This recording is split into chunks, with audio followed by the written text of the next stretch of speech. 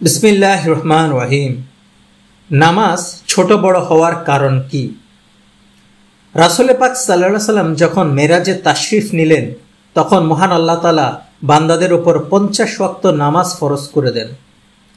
রাসূল পাক সাল্লাল্লাহু আলাইহি সাল্লাম যখন দৈনিক 50 ওয়াক্ত নামাজ নিয়ে ফিরে আসলেন তখন পথের মধ্যে হযরত মূসা আলাইহিস সালামের সাথে সাক্ষাৎ হলো। হযরত মূসা আলাইহিস সালাম বললেন, আল্লাহ তাআলা আপনাকে কোনো আদেশ দিয়েছেন কি? রাসূল পাক সাল্লাল্লাহু আলাইহি সাল্লাম বললেন, আমার উম্মতের জন্য দৈনিক 50 ওয়াক্ত নামাজের বিধান দিয়েছেন। হযরত মূসা আলাইহিস সালাম বললেন, আপনার উম্মত তা পালন করতে পারবে না, আপনি যান এই গুরুভার কমিয়ে নিয়ে আসুন। আমি আমার পূর্বের অভিজ্ঞতা হতে বলছি।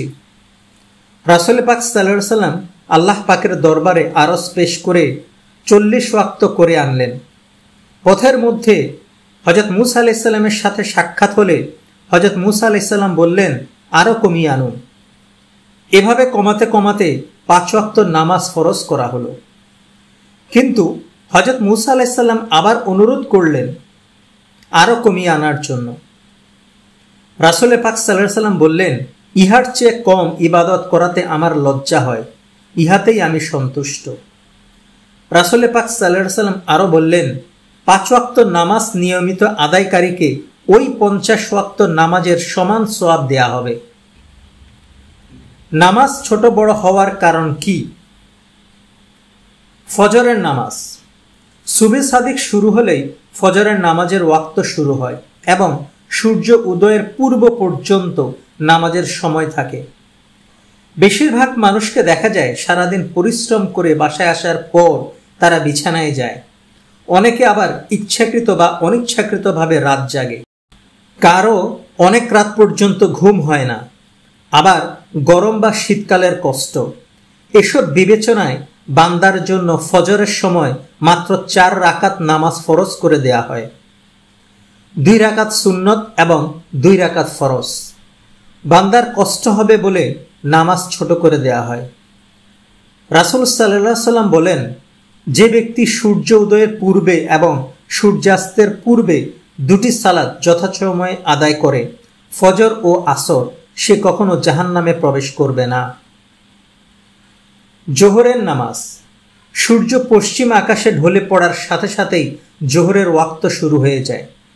প্রতিটি বস্তুর মূল ছায়া দ্বিগুণ হওয়া পর্যন্ত জোহরের সময় থাকে। এ সময় মুসলমানরা অফিস আদালতে কিংবা কাজে কর্মে ব্যস্ত থাকে। জোহরের ওয়াক্ত বলে দেয় নামাজ পড়ে একটু বিশ্রামের। রাসূল পাক সাল্লাল্লাহু আলাইহি সাল্লাম জোহরের সালাত শেষে আহার করে কিছুক্ষণ বিশ্রাম নিতেন।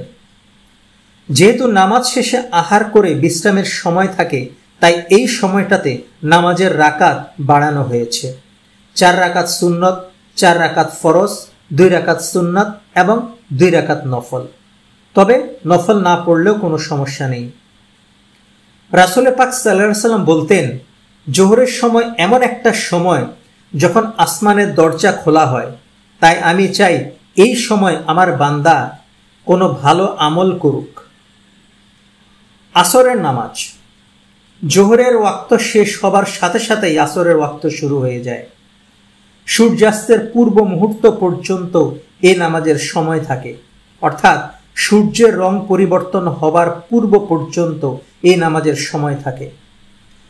সারাদিন পরিশ্রম শেষে ক্লান্ত হয়ে যখন ধর্মপ্রাণ মুসলমানরা কাজ শেষ করে, তখন একদিকে শরীরের ক্লান্তি আর অন্যদিকে পরিবারের কাছে ছুটে যাওয়া, দূর দূরান্ত থেকে ছুটে আসা, যানবাহনের ভিড় ঠেলে গৃহে গমন করা, দৈনন্দিন হাট বাজার করা ইত্যাদি নানান সমস্যা থেকে সমাধানের জন্য আসরের নামাজ বান্দার জন্য ছোট করে মাত্র 4 রাকাত সুন্নত ও 4 রাকাত ফরজ করে দেওয়া হয়। তবে 4 রাকাত ফরজ পড়লেও কোনো সমস্যা নেই। ফরজ ও আসর এই 2টি সালাত ঠান্ডা সময়ের সালাত। এই 2টি সালাত যথাসময়ে যে ব্যক্তি আদায় করে সে জান্নাতে গমন করবে। মাগরিবের নামাজ। সূর্যাস্তের পরপরই মাগরিবের নামাজের ওয়াক্ত শুরু হয়ে যায়। পশ্চিম আকাশের লালিমা বিলুপ্ত হওয়া পর্যন্ত মাগরিবের নামাজের সময় থাকে। মাগরিবের সময় খুব কম থাকে। এছাড়া এই সময় ধর্মপ্রাণ মুসলমানরা ক্লান্ত হয়ে ঘরে ফেরে, আবার বেশিরভাগই রাস্তার জ্যামে আটকা থাকে। 3 রাকাত ফরজ, 2 রাকাত সুন্নত এবং 2 রাকাত নফল, তবে 5 রাকাত পড়লেও কোনো সমস্যা নেই। রাসূল সাল্লাল্লাহু আলাইহি সাল্লাম সূর্য অস্ত যাবার পর মাগরিবের সময় শুরু হলে মাগরিবের ফরজ নামাজের পূর্বে 2 রাকাত নফল নামাজ আদায় করতেন, যা আদায় করা অনেক উত্তম। এশার নামাজ। পশ্চিম আকাশের লালিমা বিলুপ্ত হবার পর পশ্চিমের দিগন্তে যে সাদা আভা চোখে পড়ে তা বিলুপ্ত হবার পর এশার নামাজের ওয়াক্ত শুরু হয়ে যায়।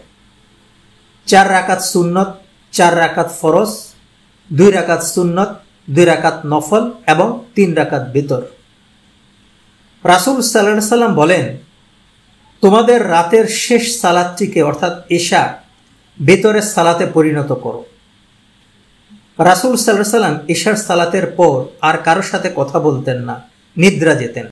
রাসূল পাক সাল্লাল্লাহু আলাইহি সাল্লাম রাতের প্রথম অংশে এশার নামাজ আদায়ের পর নিদ্রা যেতেন এবং শেষ রাতে জেগে নামাজ আদায় করতেন, অর্থাৎ তাহাজ্জুদ নামাজ আদায় করতেন। মহান আল্লাহ তাআলা তার বান্দার কষ্টের কথা বিবেচনা করে যেমন নামাজ 50 ওয়াক্তের জায়গায় 5 ওয়াক্ত করে দেন, ঠিক তেমনি নামাজের আকার ছোট বড় করেন। এরপরেও বান্দা নামাজ আদায় না করলে মহান আল্লাহ তাআলা সে বান্দার উপর খুবই অসন্তুষ্ট হন, কারণ একমাত্র নামাজের দ্বারাই আল্লাহর নৈকট্য লাভ করা যায় এবং সহিভাবে 5 ওয়াক্ত নামাজ আদায় করার ফলে বান্দা সকল পাপাচার থেকে নিজেকে মুক্ত রাখতে পারে, শয়তানের প্ররোচনা থেকে শোধরাতে পারে।